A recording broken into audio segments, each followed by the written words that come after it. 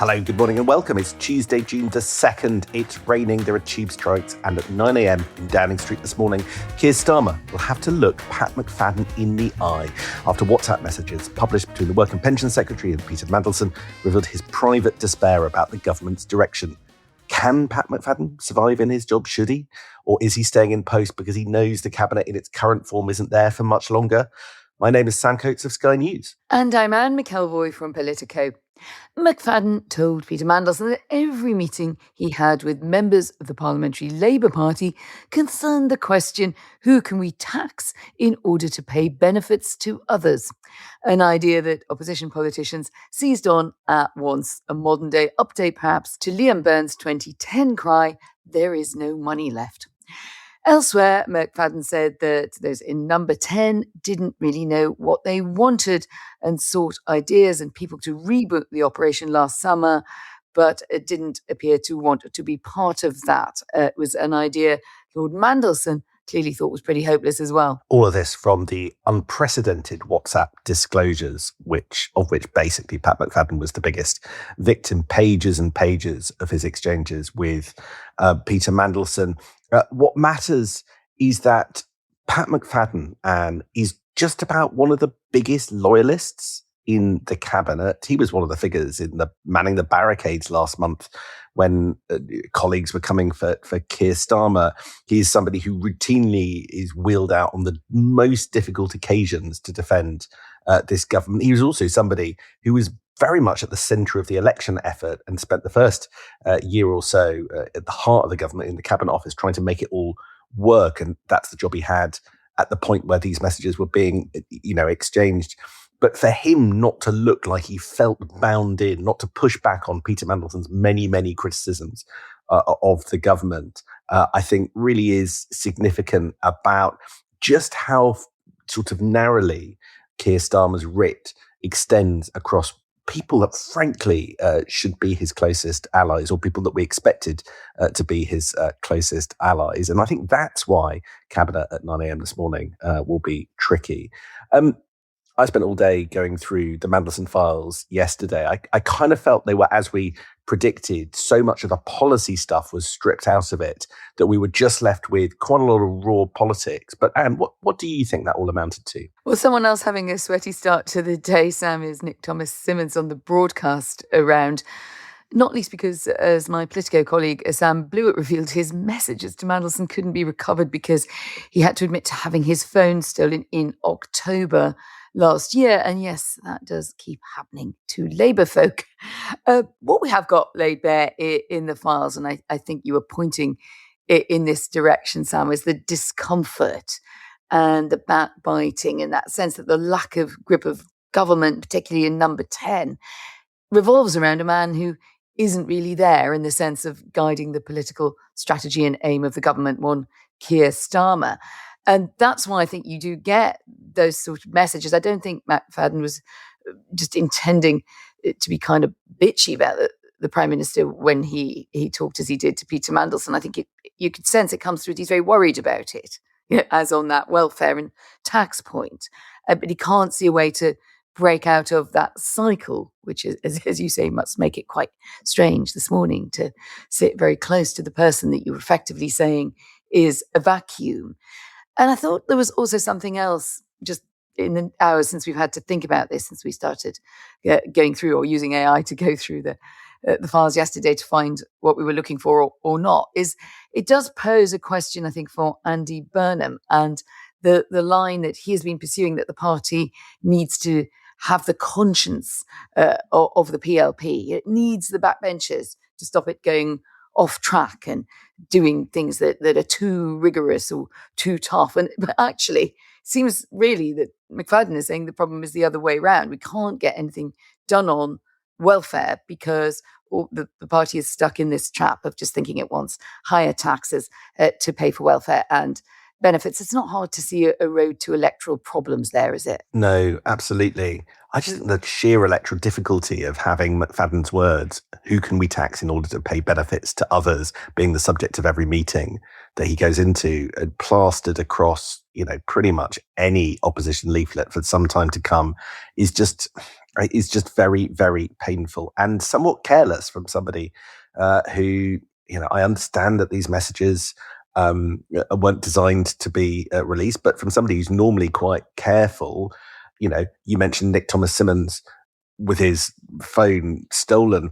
The pattern of WhatsApp disclosures is very uneven in these documents. Some people didn't message, Peter Mandelson, but others must have had disappearing messages on, as we were saying yesterday, and their contents, and therefore their ability to embarrass this or any colour of Labour government, is much, much curtailed. But that wasn't true of the Working Pension Secretary, and I'm sure he feels quite bad about that this morning. But those is the breaks in politics, I fear.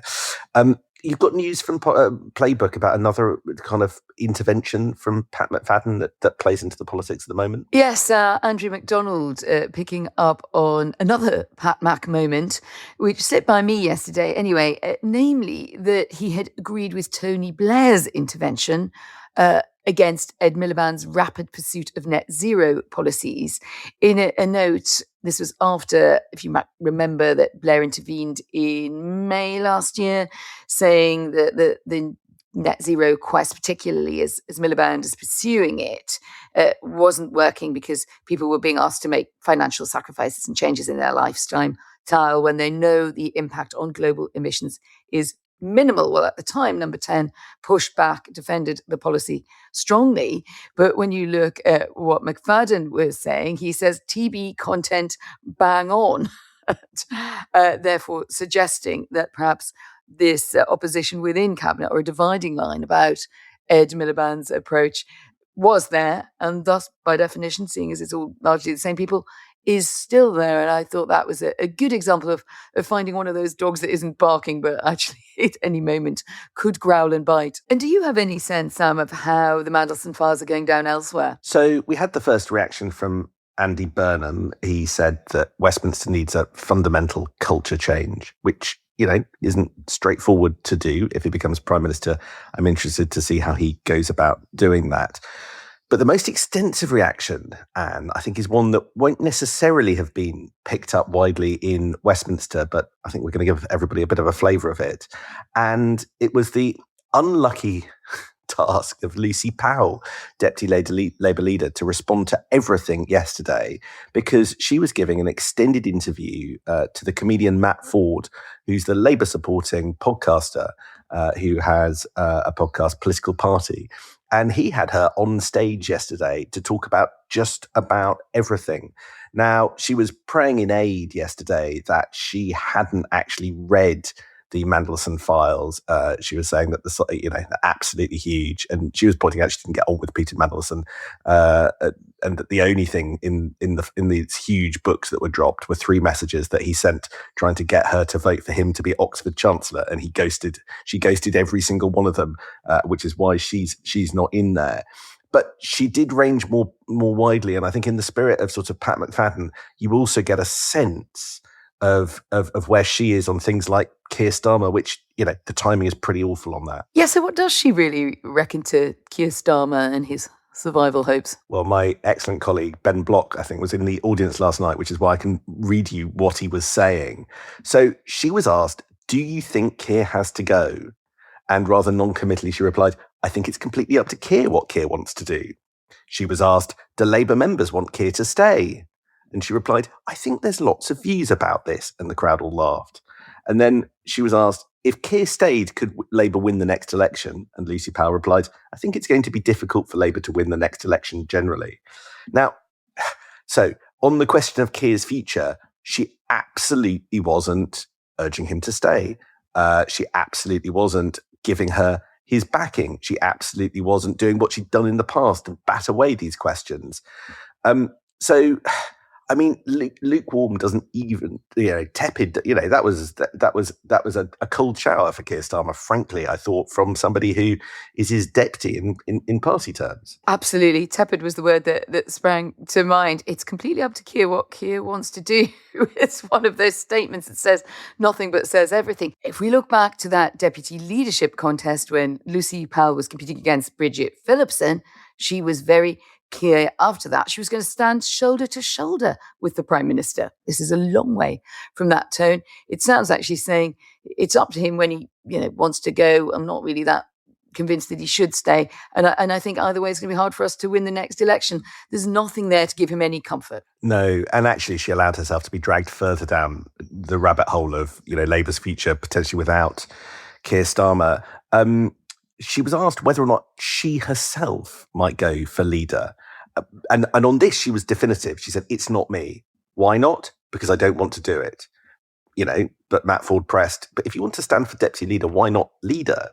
And she goes, and this I think is really interesting, particularly in reference to the gender debate that's going on in Labour at the moment. She says, because I don't want to. I mean, it's horrendous, isn't it? I literally wouldn't wish that job on my worst enemy, to be honest with you. Could I run the country? Yeah, I could probably run the country. Could I run the country politically? Yeah, of course I could. Do I want all the absolute S** that comes with it? No, thank you. So I think, there is a debate at the moment about why Labour seem to trend towards men only. I think that's the most honest answer I've heard from any leading female politician. Let's see how a potential contest shakes down. But here's actually the bit I thought in the whole of the podcast interview that for me is the most lingering and politically striking. She was asked by Matt Forde, do you actually think Labour members want a contest? And she replied, probably not, no, I don't think so. Contests are difficult, aren't they? There are times for introspection, big things are happening. It's not that people say they want Keir to carry on. It's not the same thing, but party members like conflict the least. They don't like the conflict. Now, and I think that can be read in two ways. Either she doesn't think Labour Party people want a change of leader, but she's quite careful to make it clear that's not what she's saying. I think what we're getting is a road testing of an argument that you can have a change of prime minister without a contest, which is, of course, drumroll, a coronation. And we were talking about this yesterday. So I just think that what we're going to get after the Makerfield by-election on June the 18th are people like Lucy Powell making the argument that a contest heightens division, and actually there is a oven-ready answer, to coin a 2019 Boris Johnsonism, to replace Keir Starmer, and actually you can avoid the bitterness of a contest. And the contest with Bridget Phillipson that you referenced was bitter. All Labour contests will end up being bitter, and I think there will be, and Lucy Powell may well be at the forefront as a major Labour figure as the party's deputy leader, going, look, let's skip the contest bit and just do the coronation. I think that's incredibly prescient. I think that's exactly what is being road tested here. I don't think she's the only person who thinks that. And I think that coronation versus contest is now a structural conflict which is bubbling up about how to make the leadership shift. I mean, just to say something in plain sight, when we were thinking about our response to yesterday's revelation, Sam, I think one thing it does do is it makes it harder for those who are attached to the Keir should stay or Keir should stay for quite a long time, maybe even the argument that he could see out the next Labour conference. I do think it's a harder one now to sustain, because we've now just got proof for everyone to read, black on white and texts on green or whatever, that there has been so many doubts about him. It's not just reporting, it's not just interpretation. So therefore there is a push to get on with it. That's definitely what we heard from Wes Streeting in his interview at the weekend. I think we're going to hear more people saying that. Andy Burnham posted something, didn't he, a big tile on social immediately, sort of saying something like there's no time to lose, along the lines of we need to move all of this along. But not everybody does agree with Lucy Powell's view about this avoiding a coronation, because if your basic criticism of the Keir years is there was a lack of fresh ideas, it's been a closed shop in number 10 essentially, there wasn't enough testing of the ideas and policies on which the government was going to run, then you just pop in someone else who hasn't even been in Westminster. In the case of Andy Burnham, the likely winner, you could see that it would look even more closed. And an argument that I think Streeting is running, because he wants to be in the contest, obviously, but is, well, if you don't do this, how are you going to say that you in any way faced up to those challenges? And also you've got a very difficult job with the public anyway, explaining why you changed leader. But at least you can say you were able to put a couple of people, Streeting and Burnham and maybe some others, side by side, and have a look at them, and the Labour membership will make its choice. So I don't think it's quite as simple as saying that you gain only by avoiding contest. You certainly avoid some conflict, but do you sacrifice some sort of claim to be the renewal? There is an attempt in bits of the Labour movement to sort of try and avoid division. That's one of the things going on this morning with Mark McVitie, who is from the Labour Growth Group, and Matt Lawrence from Commonwealth. And he wrote that big essay in the New Statesman about Manchesterism. And I think broadly, they're two figures who are, big policy brains who are coming together from different wings of the Labour Party to say there are big ideas that brackets Andy Burnham can implement that we, from both traditions of the Labour Party, could unite around. It's essentially, can we fix the foundations, things like energy, water, transport, care, local infrastructure, possibly with a more, state-based solution, public corporations, that kind of thing, in order to make the market, work better in the areas that the market actually can work. That's the sort of root of that argument. But I think it's interesting, their drive, just as we had from the Tribune and the growth groups a few weeks ago, is to try and present a united Labour Party behind one candidate. So I think, as you say, it's structural. This is the debate that's going on behind the scenes. Right. Well, where's all this leaving what people are actually thinking of voting, if and when they ever get the chance? What scores on the doors on voting intention? Weekly YouGov Sky Times voting intention has Reform UK sort of pretty much out in front again, 27%, up 3. Labour and Tories tied on 18. Greens on 15, Lib Dems on 13, and Restore, which, if you go into the figures, is there, unchanged on 3. I actually think that, given everything, Labour tying with the Tories in second place on 18%, they did remarkably well, given everything. And actually, the thing that stands out to me is the shine coming off the Greens. Remarkably well might be a little... You're right. Optimism, Panglossy in there, Coates. 18%. I mean, sorry, reality check. But, I think you're right. This seems to be the baseline for Labour, doesn't it? It's not really changed very much. I think you just get down to a sedimentary layer of Labour, and that's probably what it is. Conservatives, you could also argue, not doing too badly. We had a look at how they're faring and the fact that they're quite chipper at the moment on the Westminster Insider podcast. But you did at the end of it also think, guys, it's still only 18%. The Greens, I would guess, are struggling a little bit now that they're out of the limelight, as when they are not fully on the pitch and engaged in some sort of either a contest directly for a seat. Of course, they are there nowadays in pretty much every by-election an election. But if the limelight is not on them, then I think that's just difficult for a small party, isn't it? And it's kind of media machine to stay in the news. I mean, Lib Dems also shine off a little bit there at 13% as well. But I mean, I look at this and just keep making the point. It's like looking at something like the German party political landscape, but in a first past the post system. And that's the big crash awaiting us, isn't it? It's really interesting you mention, first past the post voting systems, electoral systems, because of Andy Burnham, of course, does advocate change on that. But he also leans into another big change, which is causing a big row overnight in Labour. And maybe we'll just end on this quickly. There's a big old row caused by Neil Lawson. He's the director of Compass. He's quite close to Andy Burnham. He did an event at the weekend where he talked about forming a new council of cross-party figures to discuss working together to stop reform, right? So you'd have people from Labour and Lib Dems, Greens, Plaid, SNP, all working together, swapping ideas, basically working out which seats to contest and which seats not to, sort of unofficial pacts, in order to stop reform and the right.